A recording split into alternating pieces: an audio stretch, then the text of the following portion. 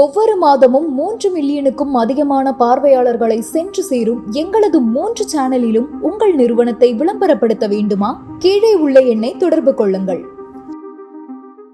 இப்போ இந்த சட்டம் வந்ததுனால, இந்த திருத்த சட்டம் கொண்டு வந்திருக்காங்க. இதனால பாரம்பரியமா இருக்கிற ஜமாத் முறை, அரவாணி குடும்ப கட்டமைப்பு இதுக்கெல்லாம் பாதிப்பு வருமா? அதையும் தாண்டி இப்போ கடத்துதல், கட்டாயப்படுத்துதல் இதுக்கெல்லாம் தண்டனை அதிகம் அப்படி சொல்றாங்க. இப்படி சொல்லி இந்த காலங்காலமா திருநங்கைகளுக்கு புகலிடம் கொடுக்குறாங்கல்ல கொஞ்சம் பேர், அவங்களெல்லாம் குற்றவாளிகளா ஆக்க இந்த அரசு முயற்சி இது பண்ணுது. ரொம்ப ரொம்ப அப்பட்டமான ஒரு ஒரு ஒரு வன்முறை. திருநர் மேல நடத்துகிற ஒரு தீவிரவாதம் தான் நான் சொல்வேன். தோழர் அக்னி அடிக்கடிக்கு சொல்லுவாங்க, இது ஒரு பெரிய ஒரு தீவிரவாத தன்மை அப்படின்னு சொல்லிட்டு. என்ன அப்படின்னா இப்போ ஜமாத் அப்படின்றது பார்த்தீங்கன்னா ஒரு ஒரு ஒரு ஒரு திருநங்கைகள் வாழ்கின்ற ஒரு அமைப்பு, ஒரு ஒரு ஒரு அமைப்பு. ஜமாத்தில் நடக்கிற நிறைய தவறுகளை நானும் கண்டிக்கிறேன், எனக்கும் அது வேணாம். ஆனால் ஒரு கூட்டுக்குழுவாக ஒரு குடும்பமாக வாழ்றது ஓகே, அவங்க வாழட்டும்.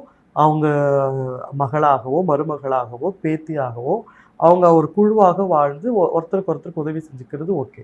ஆனால் அதில் நம்ம ஐராக்கி பார்த்து அதில் ஏற்றத்தாழ்வு இருக்கிறதெல்லாம் அது தப்புனா தப்பு தான். அந்த அமைப்புலேயும் அந்த மாதிரி பிரச்சனைகள் இருக்குதான். இப்போ பிரச்சனை, இப்போ அது பிரச்சனையா அவங்க பார்க்கறது கிடையாது. அவங்க ஜமாத்தை ஏற்றுக்கிறாங்க, எனக்கு ஜமாத்து ஓகே, நான் என்னுடைய என் குருவை ஏற்றுக்கிறவங்க குருவை ஏற்றுக்கிறாங்க, தன்னை மகளாக ஏற்றுக்கிட்டு அவங்கள வச்சு பார்த்துக்கிறவங்களும் பார்த்துக்கிறாங்க. இப்போ நீங்கள் வீட்டை விட்டு இப்போது தேசிய திருநர் கவுன்சில்னு சொல்லிட்டு ஒரு ஒரு அமைப்புன்னு சொல்லிட்டு ஒரு நேஷ்னல் லெவலில் ஒரு சவுத்து ஈஸ்ட் வெஸ்ட் அப்படின்னு சொல்லிட்டு ஒரு 5-6 திருநர் மக்களை வச்சு ஒரு கவுன்சில் ஒன்று அமைச்சிருக்குது நம்மளுடைய நல்வாழ்வு அந்த அமைச்சகம், ஓகேங்களா? ஸோ இப்போ அவங்க அதில் சவுத் இந்தியாவுக்கு ரெப்ரஸன்டேட்டிவாக யார் இருக்கிறா அப்படின்னா நம்மளுடைய கல்கி அம்மா, திருநங்கை கல்கி அம்மா எழுத்தாளர், அவங்க கல்கி அம்மா இருந்தாங்க. அவங்க இந்த பில்லுக்கு எதிராக ரொம்ப பெருசாக போராடினாங்க. அந்த அமைச்சரை அவர் பேர் வீரேந்திர சம்திங் ஏதோ சம்திங் வரும், அவரை பார்க்கறதுக்கும் அவர்கிட்ட இதை பற்றி வலியுறுத்துறதுக்கும் நிறைய கேள்வி, இது எங்கள் சைடில் இருக்கிற குறைஸ்லாம் சொல்கிறதுக்கும் அவங்க ரொம்ப பெரிய முற்பட்டாங்க. ஒரு வாட்டி கேட்கும்போது அவர் ஏதோ பிஸியாக இருக்கிறேன் அப்படின்னு சொல்லிட்டு அது மறுத்துட்டாங்க, அவரை பார்க்க முடியல. பில்லு பாஸ் ஆக போது 2 நாளில் 1 நாளில். அதுக்கப்புறம் அவருக்கு ஆலோசகராக இருக்கிற இன்னொரு லேடியை போய் இவங்க பார்த்துருக்குறாங்க, ஓகேங்களா? இந்த லேடியை பார்க்கும்போது அந்த லேடியோட அந்த அந்த அந்த பொம்பளையோடைய ஸ்டேட்மெண்ட் எல்லாம் இவங்க எங்களுக்கு வாய்ஸ் நோட்டாக ஒரு குரூப்பில் சொல்லும் போது எங்களுக்கெல்லாம் அவ்வளோ ஒரு ஒரு வருத்தமாக இருந்தது, கோபம் வந்துச்சு. எங்களுக்கு கண்ணீரை தவிர ஒன்றுமே வரல. என்ன அப்படின்னா, நிறைய எதுக்கு இது மாதிரிலாம் கொண்டு வந்திருக்கீங்க அப்படின்னா, உங்களுக்கு பாதுகாப்புக்கு தான் கொண்டு வந்திருக்கோம் அப்படின்னாங்க. என்ன பாதுகாப்பு அப்படின்னா நிறைய பேர் ஏமாத்துறாங்க. அப்போ எத்தனை பேர் இது பண்ணுறாங்க அப்படின்னா, இல்லை இப்படிலாம் பண்ணுறாங்க அப்படின்னு சொல்லிட்டு இது பண்ணாங்க. சரி, இந்த தண்டனை வருஷங்களை நீங்கள் அதிகமாக்கியிருக்கிறீங்க.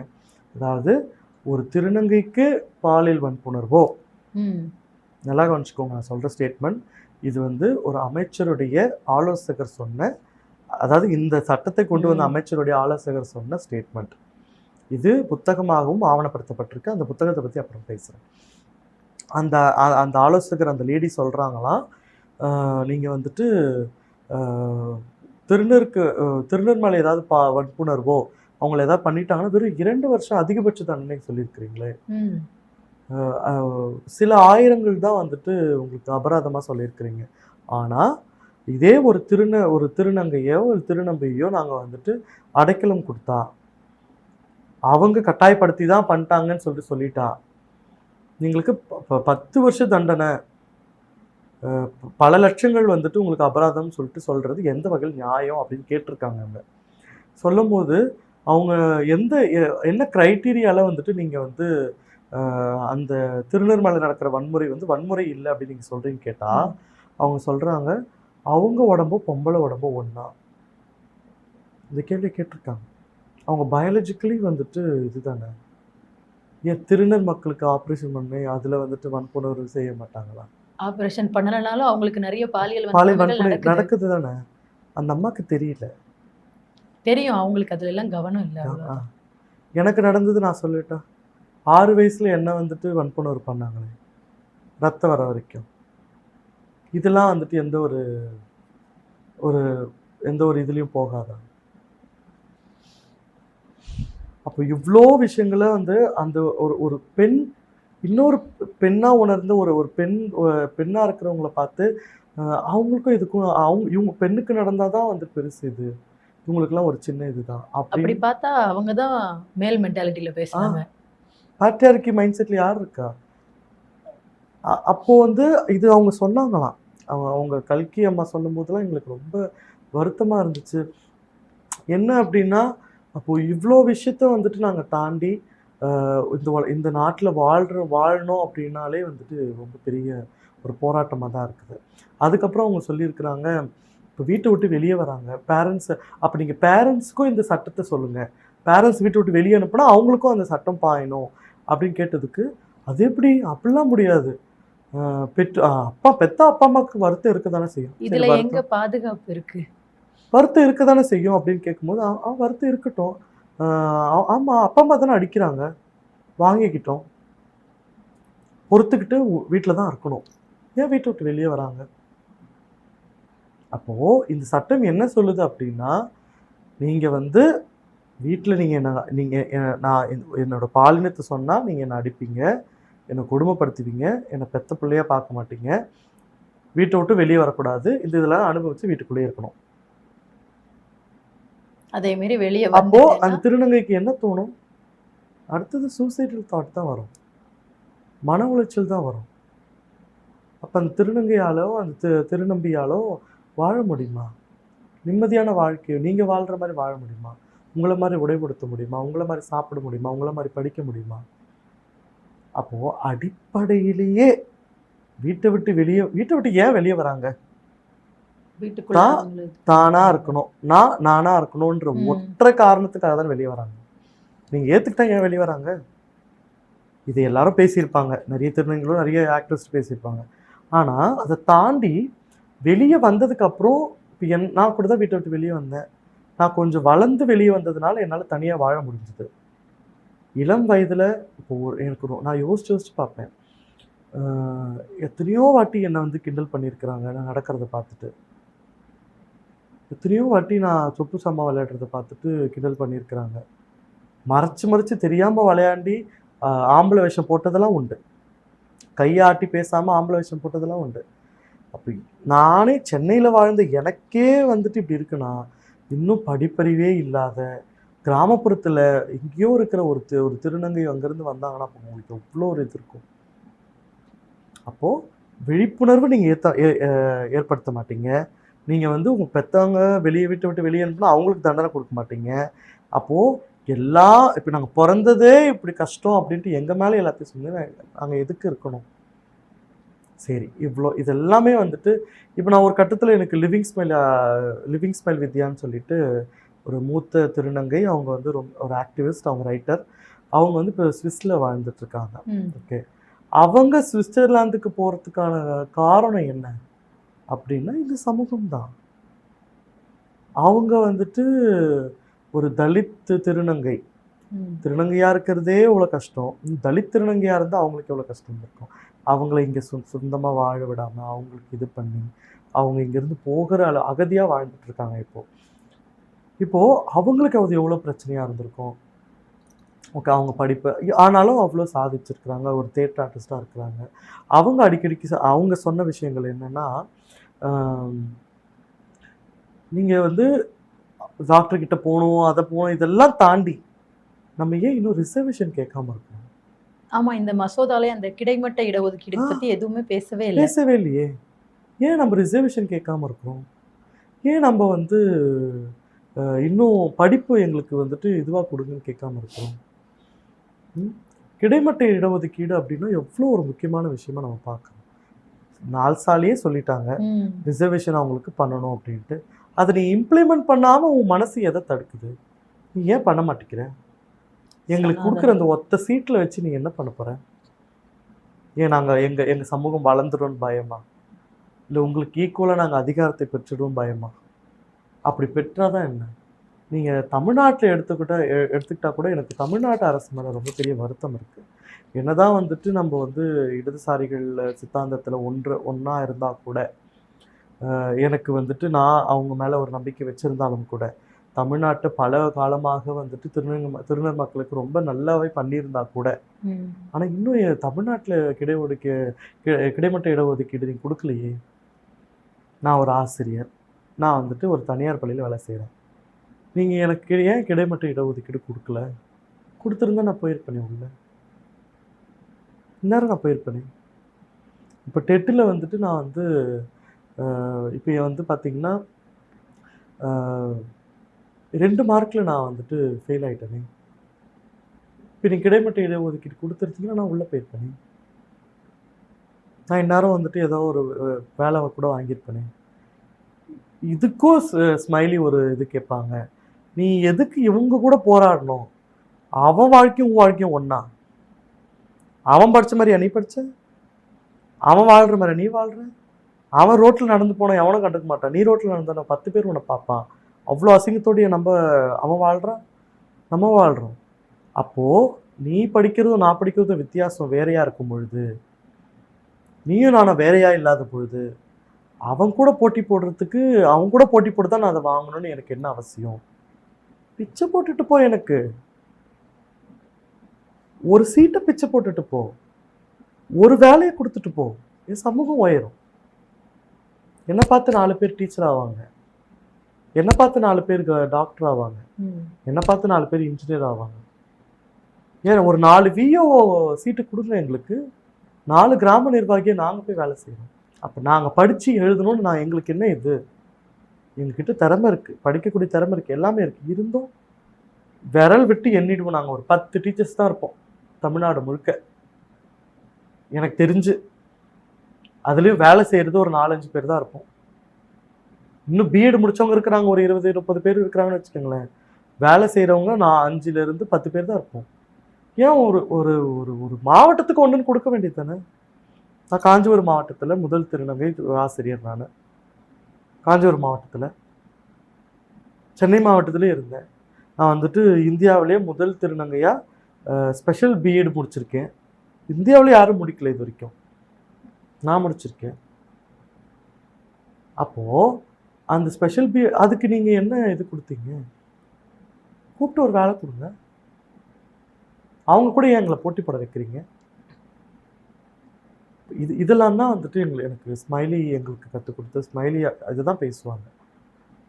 ஸோ இப்போ ஏன் சொல்கிறேன் அப்படின்னா, இந்த பில்லில் பாதுகாப்புன்னு சொல்லிட்டு நீ வந்து எங்களுக்கு பாதுகாப்பே கொடுக்காம, எங்களுக்கு ரிசர்வேஷன் கொடுக்காம, எங்களுடைய அடையாளத்தை அழிக்க பார்த்துட்டு, எங்களுக்கு வாழ்வாதாரத்தை பாதிப்புக்குள்ளாக்கிட்டு, எங்களுக்கு அச்சுறுத்தலாக இருக்குது. இவன் எந்த நேரத்தில் என்ன சட்டத்தை போடுவான்? இதில் என்ன ஒரு கொடுமை தெரியுமா? இந்த இந்தியாவினுடைய முதல் குடிமகளாக இருக்கக்கூடிய ஒரு ஒரு ஒரு எஸ்டி கம்யூனிட்டியில், இந்த ஷெட்யூல் காஸ்ட்டு ஒரு ஒரு பட்டியலினத்தில் இருந்து வந்த ஒரு பெண் குடியரசுத் தலைவர் இதுக்கு ஒப்புதல் அளித்தது எவ்வளோ பெரிய வன்முறை, எவ்வளோ பெரிய தீவிரவாதம். அவங்களும் ஒரு பொம்பளை தானே. அப்போது அவங்களுக்கு கொஞ்சம் ஒரு ஒரு பச்சாதாபம் இருக்கக்கூடாது? அவங்க வந்து பட்டியலின பெண்ணை குடியரசுத் தலைவர் ஆக்குனதே பாருங்க, நாங்க வந்து பாசிசம் பண்ணலன்னு காட்டுறதுக்காக. இவங்க என்ன சொல்றாங்களோ அதுக்கு தலையாற்ற பொம்மையா தானே அவங்கள வச்சிருக்காங்க. இல்லை, அந்த அம்மாவுக்கு இப்போ தலையாற்ற பொம்மையா கூட இருக்கட்டும், கொஞ்சம் கூடவா வந்துட்டு ஒரு ஒரு இது இருக்கக்கூடாது? ஏன் எதிர்த்து தான் சொல்லுங்க. இது வரைக்கும் அவங்க எதுக்குமே எதிர்த்தது கிடையாது. அவங்களுக்கு அதில் எழுதி கூட தெரியாதோ என்னவோ. இப்போ இவ்வளோ மோசமான ஒரு இந்தியா முழுக்க எதிர்ப்பு வருது. கேரளாவில் மாவட்டத்துக்கு மாவட்டம் போராடுறாங்க, தமிழ்நாட்டில் மாவட்டத்துக்கு மாவட்டம் போராடுறோம். அவ்வளோ இப்போ நம்ம வந்துட்டு தமிழ்நாட்டில் வந்து பார்த்தீங்கன்னா, சென்னையில் வந்து சகோதரன் நிறைய சகோதரன் தமிழ்நாடு வானவில் கூட்டமைப்பு டிஎன்ஆர்சின்னு சொல்லிட்டு எங்களுக்கு ஒரு அமைப்பு இருக்குது, ஒரு கோயலேஷன் இருக்குது. அந்த கோயலேஷன்லேருந்து நாங்கள் வந்துட்டு அத்தனை போராட்டத்தை முன்னெடுக்கிறோம். இன்னொரு முக்கியமான விஷயம் சொல்கிறேன், இந்த இடத்துல நன்றி சொல்லவும் நான் கடமைப்பட்டிருக்கேன். என்ன அப்படின்னா, இந்த ஒரு ஒரு பாஜக ஒன்றிய அரசு கொண்டு வந்த இந்த சட்டத்தை முதலாக எங்களுக்கு துணை நின்று போராடணும் அப்படின்ட்டு தெருவுக்கு வந்தது சிபிஎம் தவிர வேறு யாருமே கிடையாது. மார்க்சிஸ்ட் கம்யூனிஸ்ட்களை தவிர வேறு யாரும் கிடையாது. செல்வா தோழரும் எஸ்எஃப்ஐ டைஃபை இவங்களாம் தான் எங்களுக்கு முன்னாடி வந்தாங்க. அப்போ இதுலேருந்தே தெரியுது யார் தோழர்கள் யார் தோழமை அப்படின்ட்டு. அவங்க எங்களுக்கு போராடுறதுக்கு கூட எங்களுக்கு இடம் கொடுக்கலையே, எங்களுக்கு அனுமதியே கொடுக்கலையே. அனுமதி வாங்கி தந்தது மார்க்சிஸ்ட் கம்யூனிஸ்ட் கட்சி தான், செல்வா தோழர் தான் வாங்கி கொடுத்தாரு. அப்போது அரசியல் சூழல் காட்டி தேர்தலை இதை காட்டி எனக்கு வந்துட்டு நிறைய தலைவர்களை ரொம்ப பிடிக்கும், நிறைய அவங்களோட சித்தாந்தங்களும் இப்போ வாழும் தலைவர்கள் நிறைய பேர் பிடிக்கும் எனக்கு. ஆனால் அவங்க இதுக்காக ஒருத்தர் கூட குரல் கொடுக்கலையே. மசோதா பாஸ் ஆனதுக்கப்புறம் தான் வந்துட்டு நம்ம முதலமைச்சரே வந்துட்டு எதிர்ப்பு சொன்னார். அந்த எதிர்ப்பு கூட இன்னும் நிறைய தலைவர்கள் சொல்றேன். அடிமை அதிமுக என்ன சொல்லுச்சு, இவர் வந்துட்டு கூட்டணி இருக்கிறதே அவங்க கூட தான். இன்னொரு முக்கியமான விஷயம், அடிமை அதிமுக வந்துட்டு என்ன பண்ணுது அப்படின்னா பண்ணுச்சு அப்படின்னா இந்த பில்லுக்கு ஃபேவரா ஓட் போட்டிருக்காங்க நாடாளுமன்றத்தில். எவ்வளோ கேவலமான விஷயம். உங்களுடைய அம்மா இருக்காங்க இல்லையா, உங்களுடைய ஜெயலலிதா, அவங்க இருந்த வரைக்குமாவது ஒரு நல்ல பேர் இருந்துச்சு. அவங்க எங்களுக்கு உதவி பண்ணாங்க, ஏதோ திமுக அளவுக்கு பண்ணனாலும் ஏதோ ஒரு வகையில் உதவி பண்ணாங்க. அப்போ இவ்வளோ விஷயங்கள் பண்ணும்போது அதுலேருந்து அது அண்ணா பேரை வச்சுக்கிட்டு நீங்கள் வந்து இவ்வளோ தூரம் பண்ணுறது ரொம்ப பெரிய அபத்தம். இன்னும் ஒரு படி மேலே வந்து தன்னை வந்து பெரிய தலைவராகவும் தன்னை வந்து தமிழ்நாட்டினுடைய தலையெழுத்தை மாற்ற போகிறேன் அப்படின்னு சொல்லிட்டு வர்ற இந்த விஜய் கூட வந்துட்டு ஒரு எதிர்ப்பு சொல்லலையே. என்னுடைய சகோதரிகளுக்கு வந்து என்னுடைய நண்பிகளுக்கு வந்து நாங்கள் வந்து ஆதரவாக நிற்கிறோம், இது தவறு அப்படின்னு சொல்லலையே. பொதுவாகவே எதுக்கும் பேசுகிற பழக்கம் இல்லை அவருக்கு. இல்லை சொல்கிறேன். அப்புறம் தான் எனக்கு தெரிஞ்சது தற்கொலைகள் கிட்ட இருந்து அதை நம்ம எதிர்பார்க்க முடியாது. ஆனா அவங்கள ஆதரிச்சும் அந்த மேடையில போய் நிக்கிறாங்கல்ல திருநர் சமூகத்தை சேர்ந்து, அதெல்லாம் பெரிய பெரிய பெரிய பெரிய வந்துட்டு அபத்தம். இதெல்லாம் வந்து என்னன்னா என்ன சொல்லுவாங்கன்னா வந்து அரசியல் பிழைப்பு வாதம் சொல்லுவாங்க. அரசியலால தாம் பிழைக்கணும் அப்படின்ற ஒரு ஒரு ஒரு இதுதான் இது. அப்படி நிற்கிறவங்களுக்கு கொள்கை எதுக்கு? ஏன் கொள்கை உனக்கு? கொள்கை அப்ப கொள்கை பேசாத. அவங்கதான் பெரிய செயல்பாட்டாளர்களா காமிச்சுக்கிறாங்க. ஆனா வந்துட்டு பாத்தீங்கன்னா எங்க போய் நிக்கிறாங்க பாருங்க. சரி, நான் ரொம்ப சந்தோஷம், அது உங்களோட நிலைப்பாடு. நீங்க போய் கூட மாத்தலாம், மேபி மாத்தலாம். ஆனா போயிட்டு கூட நீங்க ஒரு கண்டன அறிக்கை வெளியிட்டிருக்கலாமே. சொல்லுங்க இது மாதிரி இருக்குது, நீங்க ஒரு சொல்லி கொடுக்கலாம், பேசுங்க இந்த மாதிரி பிரச்சனை இருக்கு அப்படின்னு. இப்போ நானே வந்து சில பேருக்கு நான் வந்துட்டு குறுஞ்செய்தி வாளாக நான் வந்துட்டு அனுப்புறேன், நம்ம கிட்ட இருந்து இப்படி போனா நல்லா இருக்கும் அப்படின்னு நான் ஒரு இது சொன்னேன், வெளியிடல. அங்க போறது கூட என்னால முடியல. கேட்டா தேர்தல் பணி அப்படின்னு காரணம் காட்டுறாங்க. ஆனா இதே தேர்தல் பணியில இருக்கிற சிபிஎம்க்கு மட்டும் எப்படி முடியுது? அவங்க மட்டும் இப்படி களத்துல வந்து நிக்கிறாங்க எங்க கூட. ஆக்சுவலாக அவங்க வந்து நான் நிக்கல, நாங்க தான் அவங்க கூட நிக்கிறோம், அவங்க தான் முன்னாடி நிக்கிறாங்க. தோழமைகள்னு சொல்லிட்டு ரொம்ப பெரிய முகமுடிகள் அணிந்து பெரிய பிம்பம் இருக்கும். இதுல குறிப்பா நாங்க வந்துட்டு உங்களுக்குலாம் ஆலைஸ், உங்களுடைய கதாபாத்திரங்கள்லாம் எடுத்து நாங்கள் திரையில் நடித்தோம்.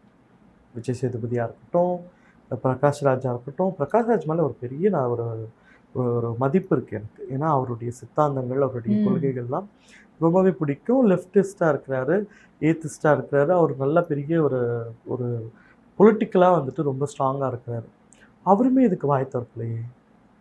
விஜய் சேதுபதியாக இருக்கட்டும், விக்ரமாக இருக்கட்டும், ராகவா லாரன்ஸாக இருக்கட்டும், சரத்குமாராக இருக்கட்டும், நீங்கள்லாம் எங்களை வச்சு நீங்கள் வந்துட்டு பணம் சம்பாரிச்சிங்கல்ல, கதாபாத்திரத்தை போட்டிங்கல்ல. ஒரு ஒரு ஒரு ஒரு ஒரு ஒத்த வீடியோ, ஒரு நிமிஷம் வீடியோ, ஒரு ட்வீட்டு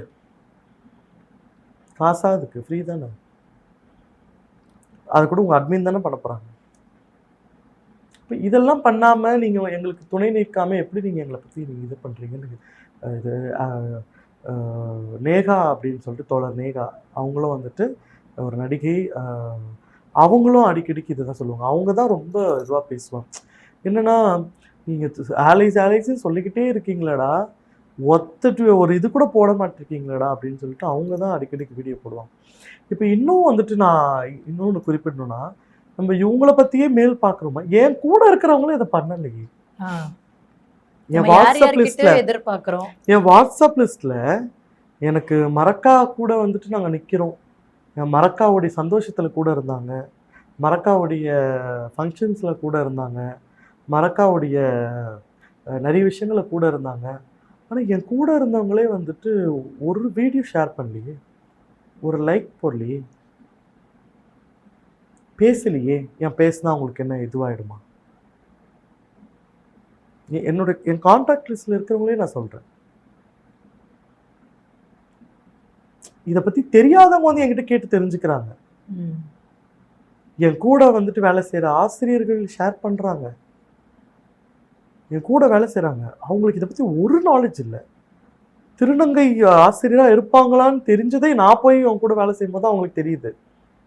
அப்போ அந்த அளவுக்கு இருக்கிறவங்களுக்கு நான் கூடவே இருந்து நான் அவங்களுக்கு இது பண்ணுறேன். அவங்க என் ஸ்டேட்டஸை வந்துட்டு ரீஷேர் பண்ணுறாங்க, என் வீடியோவையும் நான் போட்ட போஸ்ட்டையும் ரீஷேர் பண்ணுறாங்க. அவங்களுக்கு இருக்கிற அந்த கொஞ்சம் அவங்க எனக்கு தோழமையாக இருக்குன்னு நினைக்கிறாங்க இல்லையா.